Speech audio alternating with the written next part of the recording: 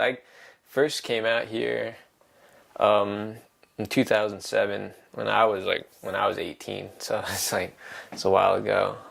I had a lot of older friends that would skateboard, and they came out here to the Bay for skateboarding. They would ride for teams. It all started with skating. Like, I didn't really ever think about art and things until I was a skateboarder first.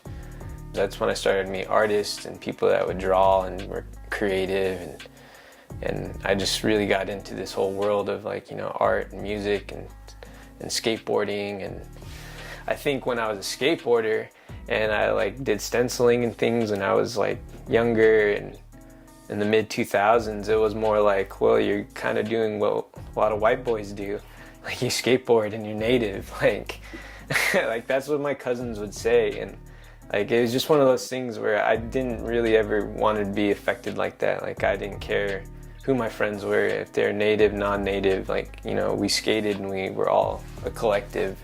And I just kind of started really liking the area, you know, like the skateboard scene, the art, the graffiti. And I kind of started coming back, you know, started visiting, and I always was in the back of my head as far as maybe school or moving out here one day.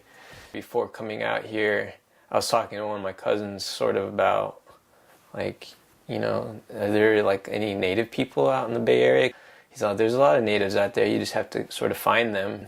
And then, you know, just I think by my art being what it is, about what I'm trying to, you know, critique or say, you know, people kind of automatically are drawn to, like, you know, me being native and sort of my heritage. So it attracts other natives too, I think. So I've just kind of been getting involved that way.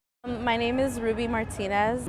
I met Keith here at the Indigenous Red Market. I met him last month in November for the Native American Heritage Month Market, and started talking, and I learned that he actually used to do screen printing, which is what I did. I learned from his art that, you know, it's very tied back to where he's from his home, and he's very about teaching people about his culture and his community through his art. Yeah, I wanted to take my art maybe to another level as far as what my conceptual work was, and maybe having the means to do it again. So I looked into schools, and collab was cool because I heard about that just because everyone, you know, it was like word of mouth at CCA. Like, oh, have you heard of collab? You should, you know, look into their residencies, or they have a fellowship program. Automatically, all my graduate cohort was telling me about collab, and it would be a good printmaking, you know, studio for me.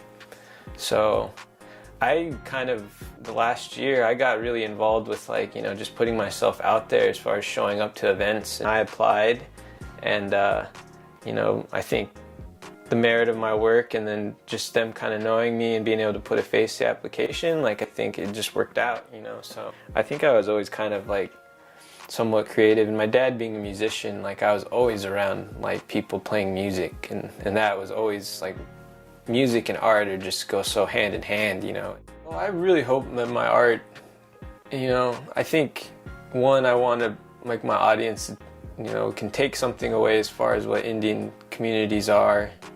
But then I really hope my work can influence somewhat of, like, people back home, especially, like, younger generations, and maybe generations of, like, just barely younger than me, even people that are aspiring to college and things, and kind of show that, like, you know, I think so much of when I was younger, you know, there's always this sort of struggle between, and there still is a struggle between traditional life and non-tradition, but I hope my art and my sort of career path can kind of, like, show that it's okay to pursue these things as a young Native person, whether, you know, male or female, or any way you want to identify, you know, that it's okay to be yourself. And I think that's what I really that's what I hope I can kind of show too with my work.